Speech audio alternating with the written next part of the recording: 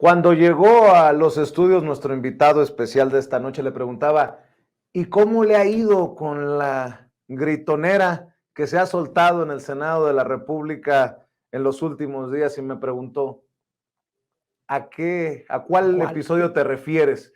Bueno, uno de esos lo registró claramente Antares Vázquez Alatorre, senadora de Morena por el estado de Guanajuato. Uno de estos episodios de, si me permite, de esquizofrenia opositora en una situación que no es ni siquiera debate. No.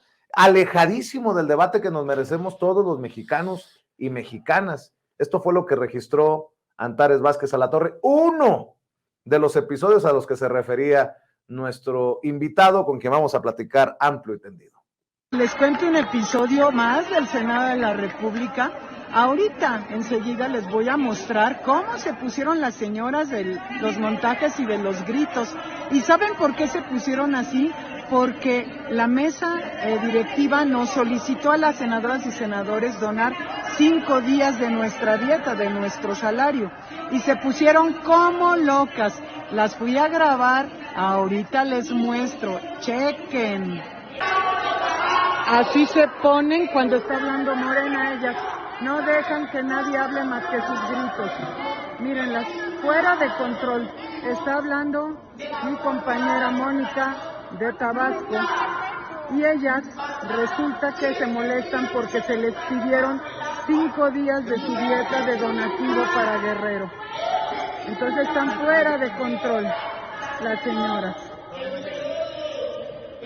¿Cómo las ven? Miren, la señora de los gritos y la señora de los mensajes.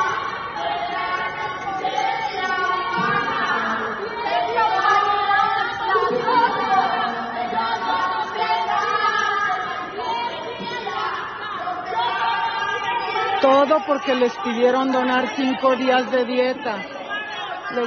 Mírenla. Ven a las señoras, sí. ¿Ya la vieron cómo está? Está muy enferma. Mírenlas. Vean, por su culpa. A la señora de los Ven a ver gritos. aquí. Antares al Congreso, Antares de Morena, por favor. Antares Vázquez se robó el Congreso. ¿Cómo las ven? Los guerrerenses ¿Cómo están las ven? sufriendo. Antares debería dar Ellas todo querían su parar el salario. huracán con una pared. Antares Vázquez se Miren a robó la el señora, convenio. pobrecita la Antares traidora Vázquez de se robó el Sonora. convenio.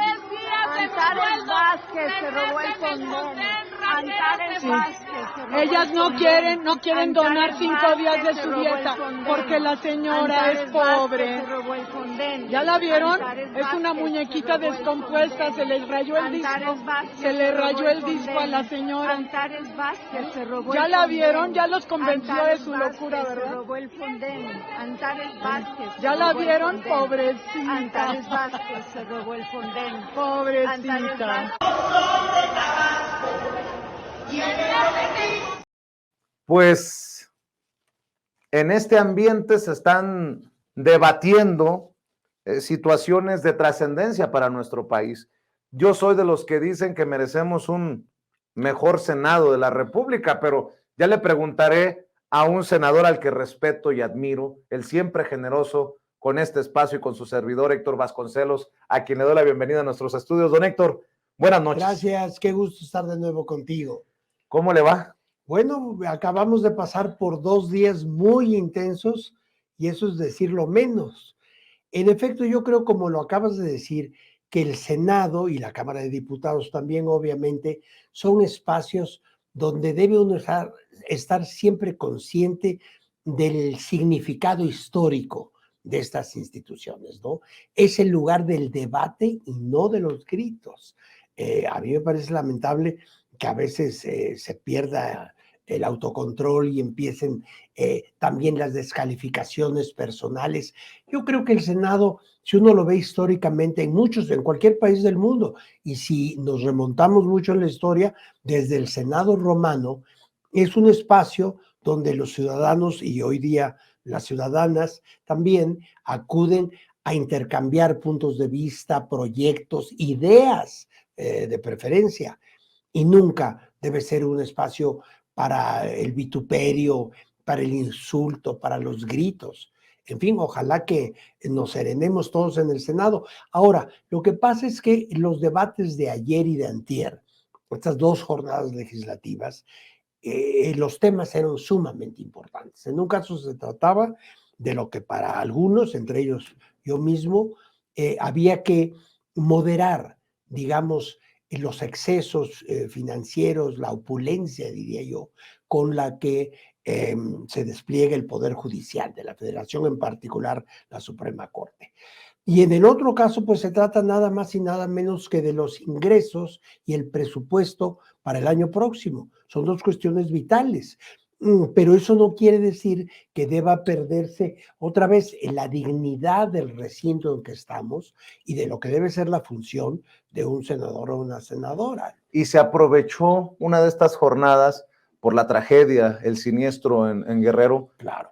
tristemente para hacer politiquería con vidas humanas, con una situación que nos debe doler a todos como mexicanos. Exactamente, y que debe ser el tratamiento, el abordaje de una tragedia como la de Guerrero, debe de ser completamente ajeno a la política inmediata. Se trata de los intereses básicos de la ciudadanía mexicana. Es una catástrofe de la naturaleza que yo veo íntimamente ligado, lo veo como el producto del calentamiento global, de esta crisis enorme que tenemos con el cambio climático.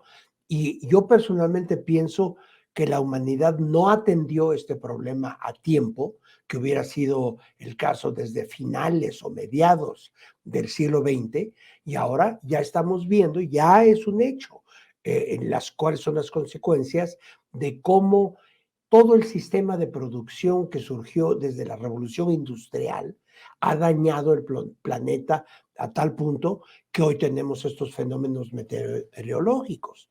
Y por desgracia, no quiero ser ave de mal agüero, pero creo que en las décadas por venir va a haber catástrofes ecológicas y climáticas aún mayores, de la más alta envergadura.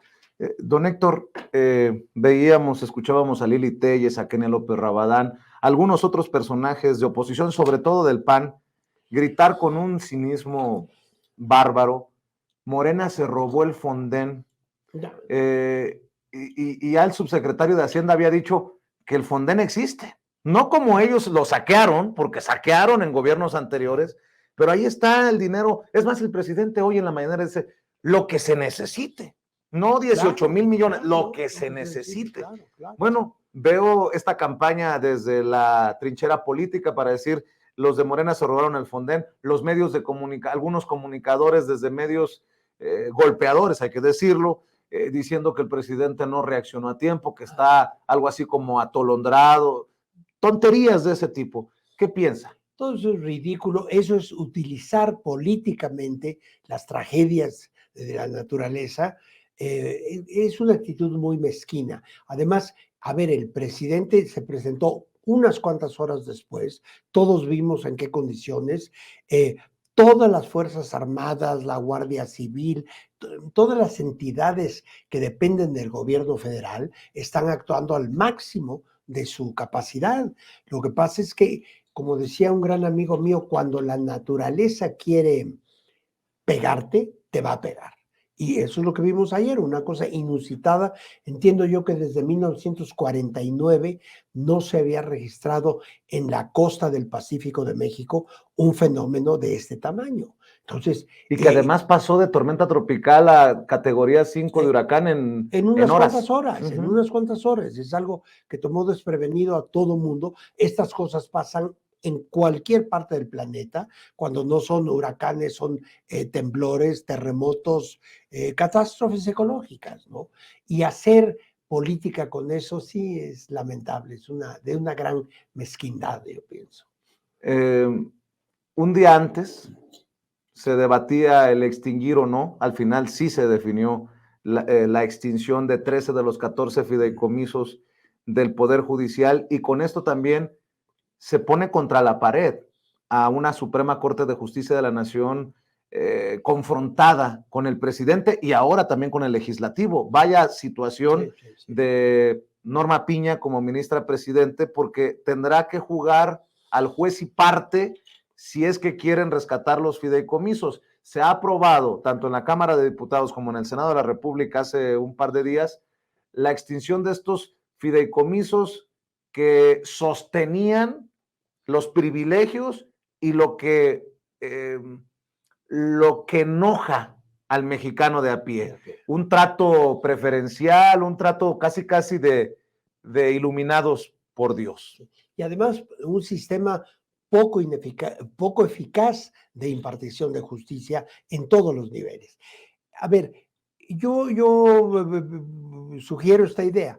A lo largo de las últimas décadas, tanto el Poder Ejecutivo como el Poder Legislativo han pasado por grandes transformaciones, notorias, evidentes. Si uno compara el sistema político de los años 60, 70 del siglo pasado con el de hoy, es indudable que ha habido muchos cambios. ¿Por qué se han rezagado los cambios del Poder Judicial? Yo creo que lo que falta reformar de fondo es ahora el Poder Judicial para hacerlo más eficaz, menos politizado, menos defensor de intereses particulares, ¿verdad? ¿Por qué no? Yo en lo personal sí estoy de acuerdo con la idea de que los ministros de la Suprema Corte de Justicia puedan ser electos por la población en general. ¿Por qué tenerle tanto miedo a lo que pueda elegir la población? Finalmente, si en el Poder Legislativo y en el Ejecutivo también estamos ahí como representantes populares, ¿por qué no van a ser también los ministros de la Corte representantes de los intereses nacionales y populares? Claro, con un entrenamiento muy específico, como debe ser el entrenamiento legal, ¿verdad? Nadie está pidiendo que elijamos gente no preparada para esa función. Yo soy totalmente partidario de que debe haber un gran profesionalismo entre los ministros de la Corte. Deben ser juristas eminentes. Pero ¿por qué no dejar al pueblo escoger entre dos o tres opciones justificadas, calificadas para esa función? ¿Tú crees que haya una posibilidad de que se estén afectando a los trabajadores de abajo como en el Poder Judicial, como lo han señalado ministros y ministras, como incluso lo defendió Olga Sánchez Cordero, con mucho respeto? Creo que ahí la ex ministra o ministra en retiro está del lado equivocado de la historia. Mira, yo nunca he trabajado en el Poder Judicial, de hecho no soy abogado, yo estudié ciencias políticas e historia política, entonces yo no puedo decir que conozco a fondo el Poder Judicial. Conozco, digamos, el impacto que tienen en la sociedad mexicana, el impacto de sus decisiones. Entonces, yo más bien lo que diría es que se necesita revisar a fondo cómo funciona el Poder Judicial, y eso incluye a estos fideicomisos que han sido eliminados, que con la información que yo tengo, sí en efecto cubrían muchos privilegios injustificables. Te lo pregunto, senador, perdón por interrumpirte, No. porque hasta una marcha hicieron Sí. con el apoyo de muchos de estos trabajadores de media tabla para abajo del Poder Judicial, que pareciera que están siendo usados. Pero ahí se dice mucho que fueron utilizados, presionados para asistir a esa marcha, que en todo caso no fue muy numerosa también, ¿no? Yo creo que hay que abrir el Poder Judicial, tanto como el legislativo y el ejecutivo, al escrutinio público y al electorado, a que la gente tome decisiones. Yo creo que eso es una parte fundamental de lo que nosotros llamamos la cuarta transformación, ¿no? ¿Usted cree que se pueda conseguir la reforma judicial antes de que se vaya el presidente Andrés Manuel López Obrador, o quedará para la primera presidenta de México? Todo va a depender de lo que obtengamos, lo que Morena obtenga como votos en la próxima elección de junio del año próximo, ¿no? Pero como están las cosas, no puede darse una reforma. No, yo creo que tal en el escenario actual lo dudo mucho, lo veo muy difícil porque además ya los ánimos están enormemente encendidos, exaltados. Hay una atmósfera francamente muy enrarecida. Tóxica. No sé si esa es la palabra, porque por otro lado también hay esta paradoja que luego la gente no se da cuenta. Se gritan improperios, se insultan, se gritan en tribuna, pero luego muchas veces los ve uno en los pasillos o en el comedor del Senado platicando de cuestiones de todos los días, como si nada hubiera ocurrido en el debate, en el pleno, ¿no?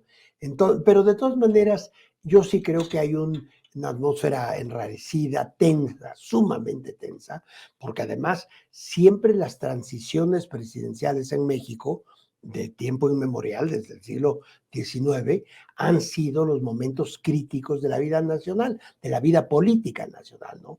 Es la transición en el manejo del poder y ahí se agudizan todos los intereses personales, partidistas, etcétera.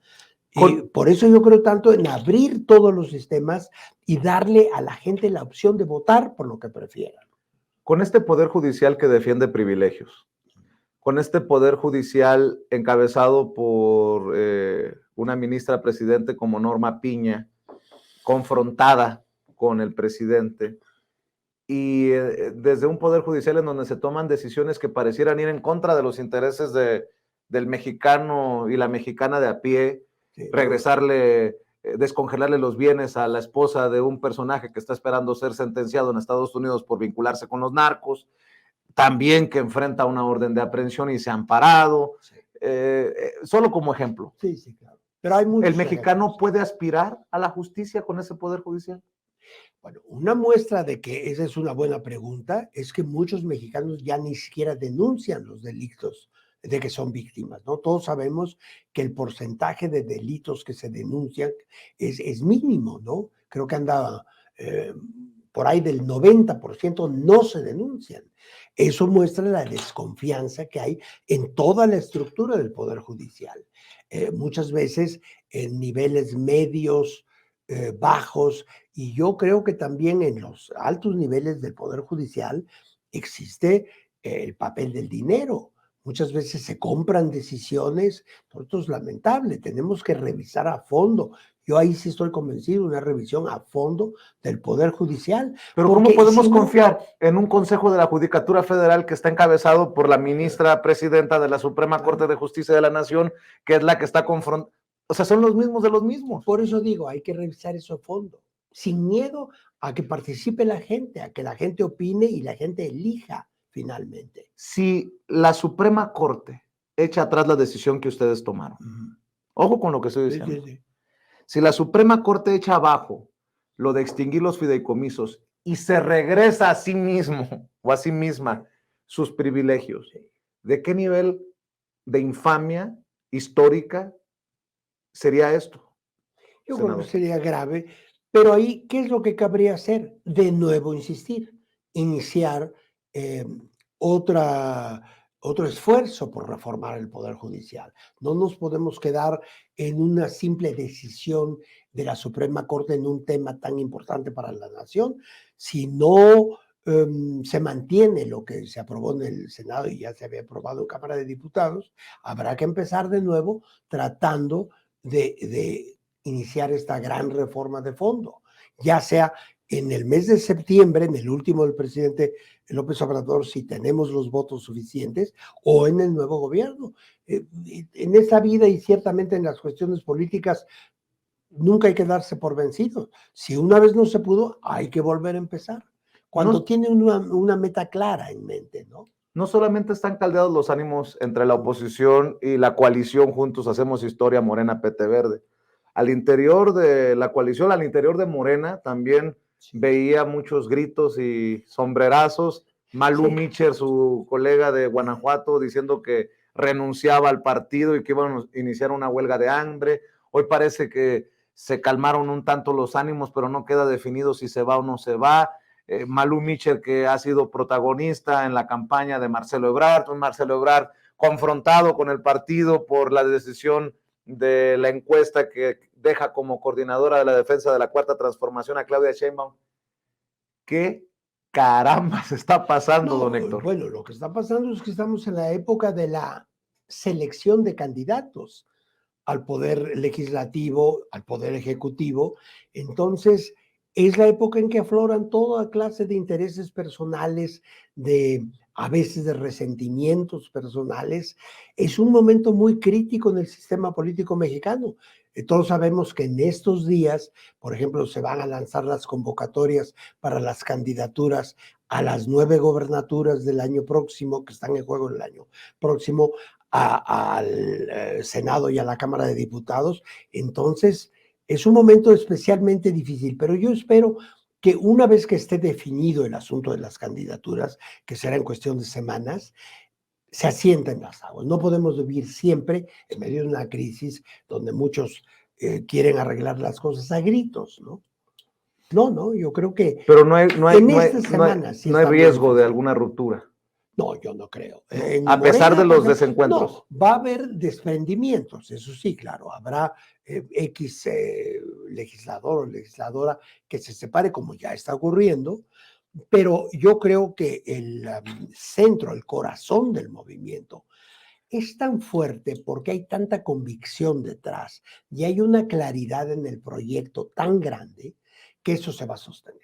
Yo creo que pase lo que pase, digo, en los próximos meses, la parte toral del movimiento de regeneración nacional se sostiene.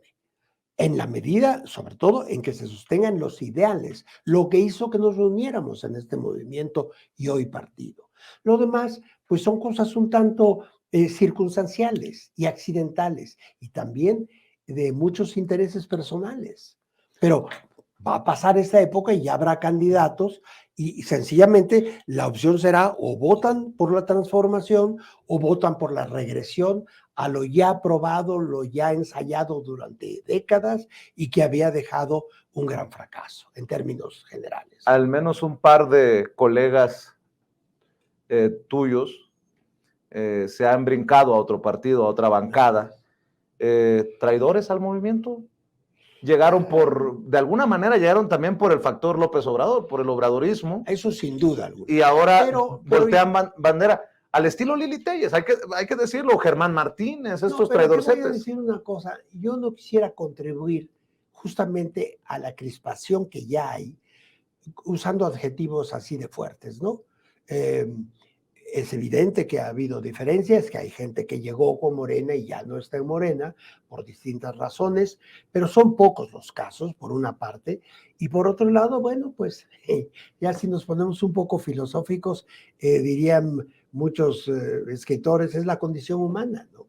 La condición humana y la naturaleza de la política en cualquier parte del mundo.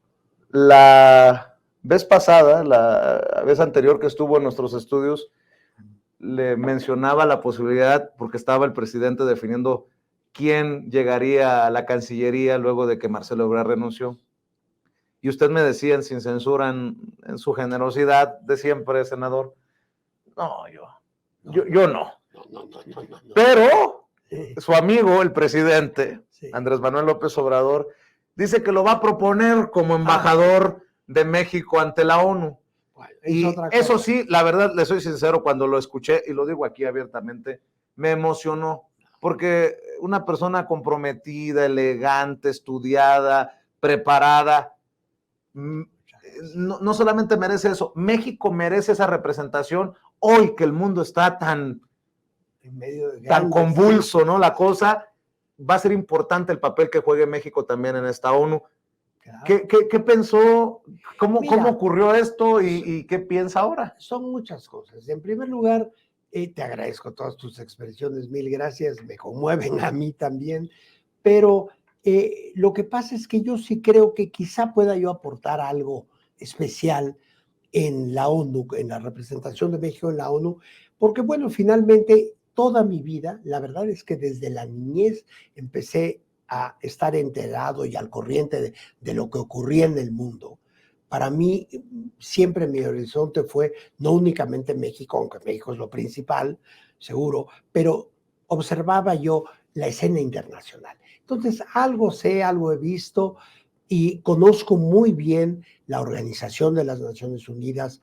He tenido muchos amigos, no solamente mexicanos que han participado en la ONU, sino también de otras nacionalidades, porque como sabes, yo estuve en la universidad en el extranjero, entonces muchos de mis amigos acabaron en distintas posiciones en la ONU, conozco bien el organismo y creo que es mucho lo que se puede hacer porque pese a que hay que reconocer las limitaciones de la ONU, no siempre puede evitar grandes conflictos. Bueno, no pudo evitar el problema de Ucrania, no pudo evitar o solucionar, mejor dicho, el ya añejo problema entre Palestina e Israel, ¿verdad? Que es un problema que data de alrededor de 75 años, cuando menos desde la fundación del Estado de Israel en 1948.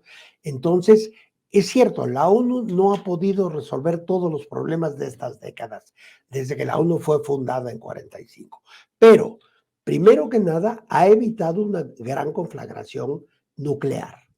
Y ha habido muchos momentos en que hemos estado al borde de la guerra nuclear, digamos, durante la crisis de los misiles cubanos, eh, precisamente a veces en relación con el Medio Oriente ha habido innumerables crisis. Esta no es más que la más reciente de una serie de graves crisis que ocurren en el territorio de lo que fue Palestina y hoy es en parte Israel y en parte de territorios palestinos.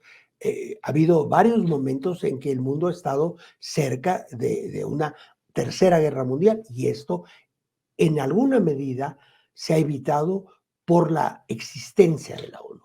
Yo siempre digo, con todas sus limitaciones, el mundo sería un lugar mucho peor si no existiera la ONU. ¿Se lo propuso el presidente personalmente? Sí, sí, sí, claro. ¿Nos Bueno, puede contar un poco de...? tuvimos algunas conversaciones. Bueno, había la circunstancia de que ya quería regresar a México Juan el Ramón? doctor Juan Ramón de la Fuente, quien a mi juicio hizo un papel espléndido en la ONU. Él es una persona tan capaz que donde se le pone hace un papel muy distinguido. Entonces lo platicamos. Lo que pasa es que en el caso de la Cancillería, como creo que ya te he comentado, yo siento que ya no tengo la fuerza física para viajar de la seca a la meca, a veces de un continente a otro en una sola semana. Si alguien me hubiera propuesto eso cuando tenía yo 40 o 50 años, seguramente me hubiera interesado mucho, pero ya a estas alturas de la vida, ¿no? En cambio, al menos en la ONU no creo que me moveré de Nueva York. Pero, ¿qué le dijo el presidente? ¿Aviéntate, Héctor? ¿O quiero que lo hagas, Héctor? No, él es increíblemente amable conmigo, siempre y generoso. Me pidió me preguntó que si me interesaba esa posibilidad. Yo le dije que sí, como no. Y ya nos pusimos de acuerdo, digamos, en algunos temas básicos que habrá que abordar. Yo personalmente pienso que tenemos que seguir haciendo en la ONU el esfuerzo porque se lleve hasta sus últimas conclusiones el plan que propuso el presidente, que le llamó Plan de Bienestar y Fraternidad, no sé si lo Sí, claro. recuerdas, que es un plan importantísimo para combatir la desigualdad que hay en el mundo, no solamente en México o en América Latina, en el mundo entero, incluyendo los Estados Unidos de Norteamérica.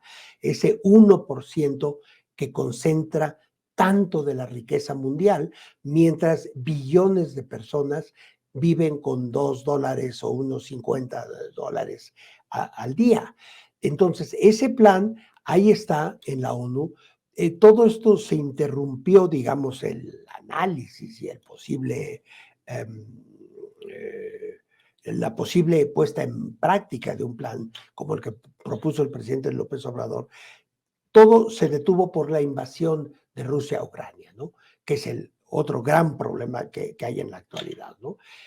Pero yo creo que hay que tratar de revivir eso y sería un gran éxito para el mundo, ya no para México, para el mundo entero, que las grandes empresas y los grandes capitales de este planeta dedicaran un porcentaje de sus ingresos anuales al combate a la pobreza extrema. y al combate a la desigualdad. Eso es un tema. Otro tema que a mí me parece que hay que empujar en la ONU es la reestructuración del Consejo de Seguridad, que ya es un esfuerzo de hace mucho tiempo, pero que no se logra, porque claro, en el Consejo de Seguridad no hay más que 5 naciones que tienen derecho al veto y que son básicamente las potencias que ganaron la Segunda Guerra Mundial. Entonces, hay un sistema en el Consejo de Seguridad, a mi modo de ver, anquilosado, que correspondía a las realidades geopolíticas de 1945, pero ya no corresponde a las realidades geopolíticas de hoy. Entonces, ahí hay una tarea enorme para la ONU, porque muchas de las limitaciones o de las inacciones de la ONU a veces es porque un solo miembro del Consejo de Seguridad veta resoluciones de la Asamblea General. Si se resuelve ese problema, entonces se vería que la ONU puede ser mucho más eficaz y más determinante en la solución de conflictos. Y bueno, precisamente en la ONU, la alianza Estados Unidos-Israel ha frenado muchas de las posibles resoluciones en torno a este conflicto histórico que ahora nos ha llevado a esto que debe de dolernos a todos. Le han criticado al presidente por decir que mantendrá una neutralidad en esto, porque además los responsables de un lado son los militantes de Hamas, sí, y del otro lado es la respuesta de todo un gobierno, el que encabeza el primer ministro Netanyahu. ¿Cómo lo ve usted? Si por un lado se tiene que, obviamente, condenar el terrorismo. Claro, que eso lo condenamos todos. Y creo que el presidente lo ha dejado muy claro también. Pero por otro lado, la respuesta que se ha llevado a civiles, a sí, miles de personas ya del lado en Palestina es también deplorable. Lo que pasa ahí es, por lo menos 2 cosas creo yo que habría que mencionar. La idea de no intervenir en conflictos externos, en conflictos internacionales, está en la Constitución mexicana, en el artículo 89, es uno de los principios de política exterior plasmados en el artículo 89 de la Constitución. Entonces hay un mandato constitucional de no intervenir en conflictos externos. Por otro lado, México ha tratado y sigue tratando de ser un país, como yo suelo decir, puente entre países en conflicto, y para contribuir a sentar en la mesa, a dialogar a las partes en conflicto, tiene un país que tener una cierta distancia de ambas partes. Yo no necesariamente le llamaría neutralidad, sino distancia que permite ser un mediador viable, creíble, ¿verdad?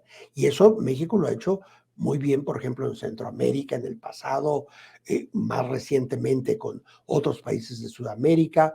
Y yo creo que en el caso de Israel y Palestina también sería un privilegio poder contribuir al restablecimiento de las negociaciones que puedan llevar a lo que a mi juicio constituye la solución en el caso de Palestina e Israel, la constitución de 2 estados plenos de derechos, de su soberanía, 2 estados que funcionen como un verdadero estado moderno, en proximidad y hasta con buenas relaciones diplomáticas. Lo que no debería seguir es esta constante de cada 3 o 4 años una grandísima crisis. Y esta es probablemente la mayor de todas, la que estamos atestiguando. Entonces, para poder contribuir a sentar a las partes a dialogar, yo sí creo que un país tiene que tener una cierta distancia de ambas partes. No estoy tratando de sugerir que México tenga la clave para resolver un problema con raíces tan profundas y tan antiguas, pero sí creo que podemos estar entre los países, otro país, por ejemplo, ha sido Noruega, que puede en determinado momento ser un interlocutor con ambas partes, pero eso implica una cierta distancia también de las partes en conflicto. ¿Como para cuándo se muda a Nueva York, senador?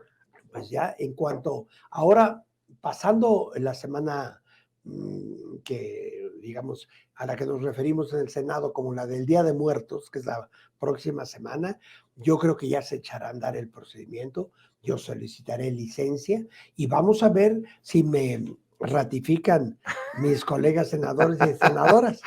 Se lo iba a preguntar, ¿usted No. confía que lo ratifiquen? Porque así como andan a grito pelado, carambas, ¿eh? Yo diría primero que nada que no hagan nada a gritos, que todo sea de una manera civilizada, un intercambio de opiniones y de posturas. No, pero la verdad es que se va a presentar una situación curiosa. Yo en estos 5 años y pico en el Senado, una de mis funciones primordiales ha sido la ratificación de embajadores y cónsules generales que México envía al exterior. Pues ahora se van a invertir los papeles y ahora yo voy a asistir a la Comisión de Relaciones Exteriores para ver si me ratifican mis colegas a mí. Vamos a ver. Yo siempre... No adelantemos vísperas. No, bueno, pero ya está buscando apartamento. No, para empezar, México tiene una residencia allí. Ah, bueno. Sí, ¿no?